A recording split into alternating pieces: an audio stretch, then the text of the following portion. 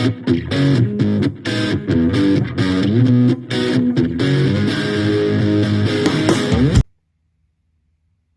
is good, YouTube? It's your boy Meh of Pig and Meh here. So as you can see before you, Konami recently released this brand new product, Structure Deck Albaz Strike. What this structure deck basically is a means to kind of help continue to flesh out the lore between Sword Soul, Spriggans, Tri-Brigade, and more importantly, Dogmatica / Branded Aluber deck, whatever. And in this structure deck, aside from these tokens, there's a host of new Albaz support cards that is bringing a new competitive deck into the metagame. And with that in mind, I decided to take the cards from the structure deck and build something with the sole intent to be a pain in the ass to this deck. And for the most part, it worked, because today at my locals, I actually managed to get second place with this Trollbaity deck. And what deck did I use this support to bolster? Dragonmaids. Yeah. So, the thought process before I get into showing you guys the deck profile real quick is that Dragonmaids are already kind of a fusion-based deck anyways. And with the branded engine kind of being something that's fairly small, I figured that this deck could utilize it really well whilst also competing decently against the core strategy. And for the most part, it was correct, but there were still some glaring issues. And then for the most part, in the total of games I've played against the Despia branded stuff, it still isn't exactly a cakewalk. So I'm going to quit with the BS and go through the deck real quick, and then kind of just give some final thoughts afterwards. Alright. So for your Dragonmaids, it's real simple. You're running, of course, triple chamber, triple parlor, 2 kitchen, 1 nurse. For your big dragons, you just run Lopar, Ernest, and Tinkek. You don't need more than 1 of each of these because they don't really do a whole lot on their own, and they're just pretty much big bodies that suck to draw without a little one. And yeah. Also, the deck's not as dependent on Hieratic Seal of Heavenly Spheres, so that's why I cut Nurse here down to 1. She's not a bad card per se, but her best plays were to be utilized summoning her off of spheres. So I dropped the second copy of her to instead start playing 2 kitchens, because I just thought her effect would be more useful. And then, of course, to support, Dragonmaids have a nifty reoccurring polymerization, a foolish burial monster reborn, and a compulse monster reborn. Like, these cards are nuts, actually. Like, literally, these were the glue that held everything together, because Tidying's effect to special summon basically as a quick effect, I did a lot, and it helped me do some pretty wacky shenanigans. Hospitality was just absolutely fantastic and overperforms every time I use it. And of course, the 1 changeover, because you're playing quite a bit of fusion spells, and I really didn't want to clog down on too many of them. And nobody right now is playing DD Crows until, they realize that it's better than Ghost Spell in some scenarios. So, for now, I think it's safe to just get away with playing the 1 of this. That's it for your entire Dragonmaid portion of the deck. It's still a large chunk of it, and it plays like Dragonmaids always have played, which is kind of you're using the big bitches to basically hit your opponent for game. But now, we have this nifty engine of 2 Fallen of Albaz and 3 copies of the brand new Branded Fusion. It's like pretty much Red Eyes Fusion, Fusion Destiny, Shaddoll Fusion before it, in that it can just send monsters from your deck to the graveyard.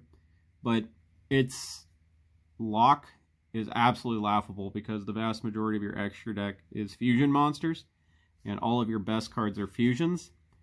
And doesn't necessarily lock you out of special summons in general, just makes it where your extra deck summons have to be fusions, which one of the cards that you summon pretty much as your combo starter requires a dark monster, and Chamber Dragonmaid happens to be a dark monster, and you play a lot of monster reborns in this deck, so yeah, it's really, really stupid how good this card actually is in the deck.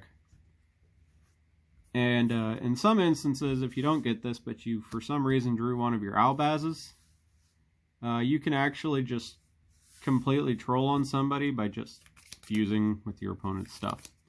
I did that to a Cosmo Dragon Link player where I literally just summoned this and then fused their guy straight into Mirror Jade, which was hilarious. Alright. And now to kind of just help support the rest of the deck, my last 2 kind of techy, or my last 3 kind of tech cards that are specific to this was 1 Noctivision Dragon, 1 Tempest, the Dragon Ruler of Storms, and 1 main deck Super Poly. I didn't want to bog down on fusion spells, and I wasn't 100% sure what my match pairings would be, so I didn't really want to max out on this for that off chance that it ends up being dead. And that was a pretty decent call, but this deck kind of can utilize this card really, really well, and you definitely want it to have it for the Despia matchup. Tempest, I play him because I just really like the card. Like, you can ditch him plus either your Lopar or a Parlor to then search for Chamber, to then search the Monster Reborn spell, to then keep comboing off and doing some cool plays. And he happens to be a material for your big Dragon Maid fusion, you'll see a little later. So he has a lot of synergy with the strategy, but he is a card that you can easily cut. And I sided him out a lot too. And Noctivision here is pretty much, he's a homie, because for the most part, if I was setting up spheres, it was because I drew him. Because you basically make Striker Dragon, summon him, and then from there, you make a Heavenly Spheres. And then draw a card. And again, he has a convenient level to where you can fuse him away if you need to. And he's a dark, so you can use him for Albion if you already used your Spheres play, which I often did. And also, he's a decent side out. Or if you go, I think the Alluvion is the name of the card. If you do that play, he's really good for that. So these are kind of the last kind of techie choices. These could be replaced by other cards, but you definitely need to play at least 1 Super Poly. You could max it out if your locals is super heavy and like Dragon Link and all that. And to round out the rest of the deck, I did this weird theory where I just played a bunch of 2-of hand traps so I could have the widest variety possible for the largest number of matchups, with the exception being Ash Blossom and Joyous Spring, because she's the best one to see 9 times out of 10. But the rest of them were just kind of situational hand traps that are good in different ways. Ghost Belle put in a shit ton of work because, yeah, she can hit Branded in red, bunch of other random stuff here and there. And if you play the 2 copies, you don't really, you don't see it when you don't need it, but you still have a copy in case you do. I guess. I don't know. Something along those lines. Ghost Ogre, again, is good because the Sword Soul package is still going to be good. And you need this to kind of help with that deck. Valor Imperm, it's either or. imperms in case people decide to try to scythe lock you or some shenanigans. And Valor is just basically keep doing work. These mostly just hit Lubers all week, and I'm going to be real honest with you. It's kind of funny. And Nibiru was the only hand trap that kind of did absolutely nothing. But he's a light, so you can use him to make one of your guys in the extra deck. So that's pretty much all he's good for. But again, if people start playing combo more heavily, you just want him on hand. And then for the last 2 cards in the deck, I just played 1 Monster Reborn and 1 Called by the Grave. It's a 42 card deck, so again, these are other cards that you could cut the Reborn because it's just kind of win more. But special summoning a big ass 2700 attack monster for free is kind of nice. I'm just saying. And Called by the Grave, you just kind of need that. So when they try to ash your Branded Fusion, you say no. Alright. On the extra deck, start out with the links. I played 1 of Striker Dragon and 2 copies of Heavenly Spheres. In future builds, I'm probably going to cut a Spheres for a Verte Anaconda, because you really don't link a lot, and I think there was one game where I just kind of wish I could have sent to like a Branded Fusion and then just went off from there. And Striker Dragon, you need to play him because he's just a generic dragon linked, basically. For your big old dragon mommies, I just rock 2 House and double Sheo. At first I was testing 3, but I kind of needed more super poly targets, and I decided to cut one of these. And that can be a problem because you need one in your extra deck for Sheo to resolve. But I literally ran into one scenario where that could have been a problem, and it didn't matter because these bitches are huge. 3035 is nothing to scoff at. And the fact that when they bounce, she pops monsters, that is insane. Next up is your branded lineup, with, of course, the absolutely insane non-target banish Mirror Jade, Lubellion to basically make Mirror Jade, Albion to act as an okay target.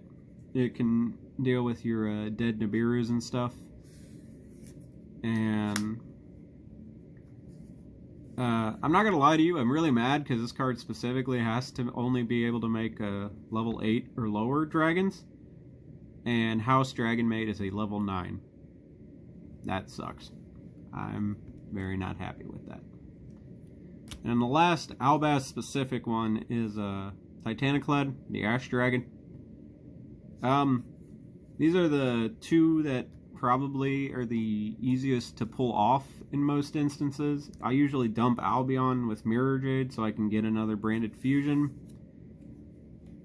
But Titaniclad can do a good pinch if you hard draw the Albaz, because he kind of is just the most generic of them that you'll likely want to make. Now for super poly targets, I just opted for 1 Predaplant Dragostapelia, 1 Predaplant Chimera Rafflesia, 1 Starving Venom Fusion Dragon, which basically is a Predaplant card, and then 1 Borreload Furious Dragon. The Furious Dragon's in here because it's a level 8 monster that can easily be made off of Albion, as well as a decent super poly target. Venom is the easiest one to pull off, basically, and yet another target for your Albion. Chimera Rafflesia, at another locals where I was first doing testing, a guy Maximused me, so I sent this and then searched the super poly on my next turn, and that was funny. So yeah, this card rules. But in most instances, this should probably just be this, because this is basically made the exact same way, but more generic. But I enjoyed playing both of them. Just mostly because of the fact that this could be dumped if they ever, for some reason, are playing Dogmatica cards to dump it. And Search and Super Poly is really nice. Now I just kind of breezed through the side deck. It wasn't the best, but it functioned. There's just kind of 2 Lancias, so I just have them on hand. 1 Contact C is a really good card to drop in when you're going against the Albaz deck, because they literally have nothing they can fuse with this card, so it's pretty good. Duster and Twin Twisters for back row heavy things. The other 2 super polymerizations, because again, this card's insane if you're going against other Albaz dot decks, as well as this nutty card against them, Triple Dimensional Barrier. Same thing, it's basically just there so you can have, you know, the ability to turn that deck off for an entire turn. And also, people in your area are playing like Sword Soul and all that, and you're worried about dealing with the Baron. You do this called Synchro. And then the last card is just simply 3 evenly matched, because I just wanted more board breaking cards for back row decks. So yeah. There you have it, people. My second place Branded Dragonmaid deck profile.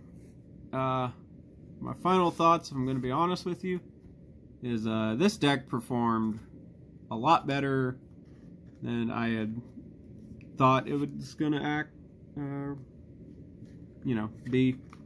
Because most of the time when I test these kind of things without, going online and doing all that, it usually doesn't work that well. But in this case, this deck is super solid. Dragonmaids are a pretty good archetype in and of themselves, and I think the new branded support kind of just helps this deck just get an extra boss monster to help it, because it's already inherently kind of a mid-range deck to begin with. And with Albaz being another really good mid-range deck, it just served to kind of help make this just a little bit better. So yeah, if you guys like what you see, make sure to comment down below, tell me what you think, any improvements, thoughts on the deck, that whole thing. And this is Meh, Pig and Meh, signing out.